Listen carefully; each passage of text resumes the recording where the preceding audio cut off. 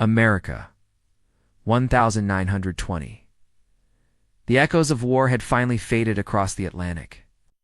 The trenches of Europe were quiet, but the streets of America were just beginning to boil.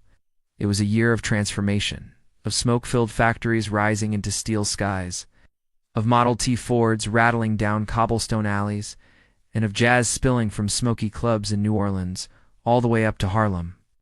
America stood on the edge of a new era, one of wealth, excess, and freedom. The Roaring Twenties promised liberation. Flappers danced in sequins, telephones connected homes like never before, and the stock market soared. But beneath the glittering surface of this golden age, something far more sinister took root. In dimly lit back rooms, whispered deals were made over whiskey and cigars. Gangsters, once petty thieves lurking in alleyways, began to see opportunity where others saw chaos. And at the heart of that chaos, a single piece of legislation that would change everything. On January 16, 1920, the 18th Amendment to the United States Constitution officially took effect. Alcohol, America's favorite vice, was now illegal. Politicians hailed it as a moral crusade, a noble effort by temperance advocates to purify society. Churches rang their bells, mothers cheered. But behind closed doors, bootleggers grinned, because what they knew, and what Washington refused to understand, was that banning alcohol didn't stop people from wanting it. If anything, it made them want it more. Prohibition wasn't just a law. It was an invitation. An open door to corruption, violence, and empire building under the cover of darkness. And the men who walked through that door, they came not from boardrooms or country estates. They came from the slums of Sicily, Naples, Calabria, hungry, hardened, and ready to build a kingdom out of chaos. The Empire of Shadows. These weren't your average thugs. They were immigrants, many from Sicily, Naples, and Calabria, who came to America with nothing but hunger in their bellies and fire in their souls. They arrived speaking broken English, dressed in threadbare coats, and carrying dreams too big for the steerage decks of immigrant ships. They found no welcome mat in the land of opportunity. Instead, they were met with prejudice, poverty, and the cold indifference of a nation that saw them as outsiders. But in the shadows of the cities, in the tenements of Brooklyn, the docks of Chicago, the alleys of Little Italy, they carved out a life for themselves. Before Prohibition, these men scraped together a living through petty crime. Protection rackets, gambling rings, loan sharking. They were small-time operators in a crowded criminal marketplace. But when the Volstead Act slammed the door shut on legal alcohol, it opened a vault for those willing to break the law. Bootlegging became the most profitable black market enterprise in American history, and the Mafia. They organized it like a Fortune 500 company. No longer just street-level gangsters, they became distributors, wholesalers, and retailers of America's most coveted commodity. They smuggled Canadian whiskey across the Detroit River, brewed beer in hidden basements, and ran rum from the Caribbean through Florida ports. Their operations grew so vast that they needed infrastructure. Warehouses, trucks, bribes, and muscle. They created supply chains that stretched from coast to coast, protected by layers of secrecy, loyalty, and fear. And with every case of liquor sold illegally, their power grew. The rise of the kingmakers. Nowhere was this transformation more visible than in Chicago, where a young Italian-American named Alphonse Gabriel Capone rose from obscurity to become the most feared man in America. Born in Brooklyn in 1899 to poor Neapolitan immigrants, Al Capone started his career under the tutelage of Johnny Torrio, a savvy gangster who taught him the value of discipline, diplomacy, and deadly force. By the time he moved to Chicago, Capone was already hardened by violence, ready to take over the city's South Side operations. But it wasn't until Prohibition that Capone truly came into his own. He controlled hundreds of speakeasies, breweries, and distilleries. He bribed politicians, judges, and police chiefs. His network stretched from Detroit to Miami, and his influence reached deep into the pockets of America's elite. To the public, he was a paradox, a killer who donated turkeys to the poor, a monster who smiled for photographers. To his enemies, he was a butcher. To his rivals, he was a king. And on February 14, 1929, he sent a message that would echo through history. The St. Valentine's Day Massacre. 7 men lined up against a wall in a garage on Clark Street and executed in cold blood was not just a hit, it was a declaration of war. Capone had eliminated the competition, and in doing so, he cemented his place as the undisputed boss of bosses. But even Capone could not escape the long arm of the law forever. Though bullets couldn't bring him down, paperwork could. In 1931, he was finally convicted. Not for murder, but for tax evasion. Still, by then, the damage, or rather the foundation, was already laid. The Mafia had proven it could operate like a business. And businesses, once established, are hard to kill. The birth of the 5 families while Capone ruled Chicago. Another revolution was brewing on the East Coast. In New York City, the beating heart of organized crime. Here the Mafia evolved from loose gangs into structured families. 5 dominant groups emerged, each with its own territory, rules, and code of honor.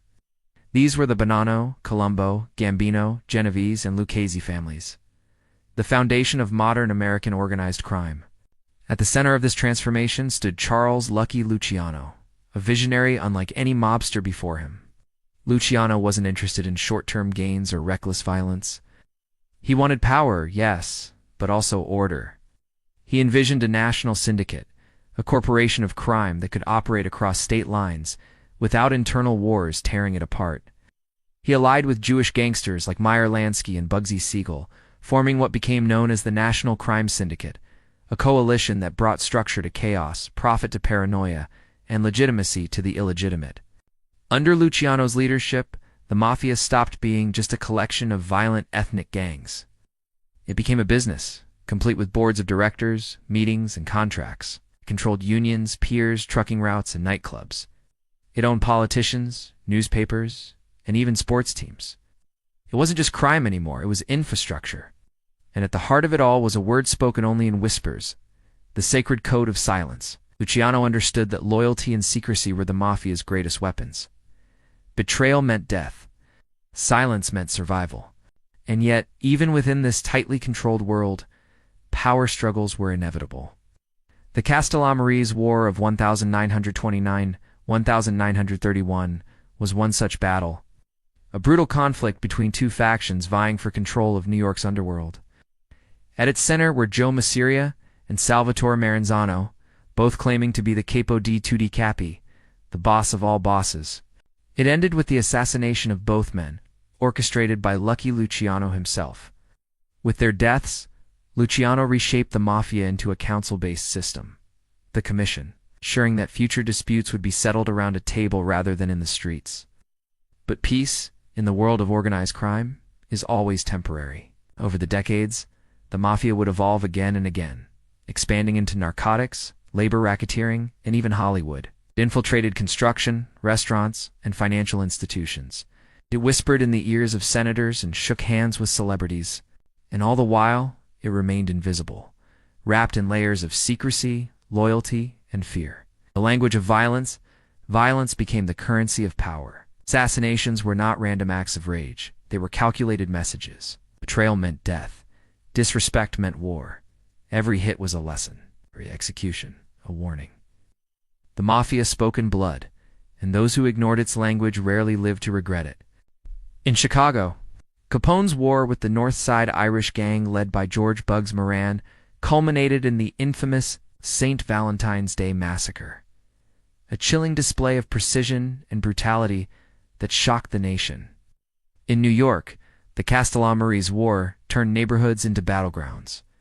Entire blocks were locked down as rival crews fought for dominance. Bodies were found in rivers and garbage dumps, in abandoned lots, often with signs of torture. Yet, despite the carnage, the public fascination only grew. Newspapers covered mob hits like sporting events.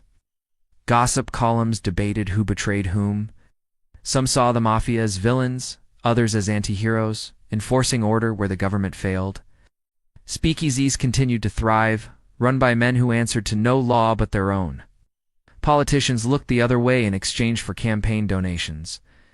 Police officers pocketed envelopes stuffed with cash. Judges signed rulings in return for favors. Corruption spread like wildfire, and the flames were fueled by alcohol. Aftermath. When Prohibition ended but the empire stayed by 1933, Prohibition was repealed with the passage of the 21st Amendment. Americans could legally drink again. But the damage, or perhaps the opportunity, had already been done. The Mafia was no longer just a group of bootleggers. It had become a permanent fixture in the American underworld. Bootlegging had been the training ground. Now came the real empire. Gambling dens flourished in places like Las Vegas and Havana. Drug trafficking grew with the influx of opium from Asia and heroin from Europe. Labor unions were infiltrated, extorted, and controlled, and the FBI? For decades it refused to believe the Mafia even existed. J. Edgar Hoover denied its presence in America until well into the 1950s. Meanwhile, the five families continued to grow richer, more powerful, and more elusive. Even after the infamous Appalachian meeting in 1957, where dozens of mobsters were caught red-handed, the Mafia adapted, learned, and survived. Trials followed. Informants came forward. Laws were passed. But the roots of the Mafia had gone too deep. Legacy in the shadows today, the Mafia may not rule the streets like it once did, but its legacy remains. In movies, books, and documentaries, its myths live on. Names like Capone, Luciano, Gotti, and Gambino are still whispered with equal parts awe and dread. Its fingerprints can still be found in politics, entertainment, and finance. Its language continues to shield secrets from the light. Prohibition was meant to save America from itself. Instead, it created monsters. Monsters who thrived in the dark, who fed off chaos, and who built empires on the bones of laws designed to destroy them. And in the end, they didn't just survive Prohibition. They rose from it, and they never looked back.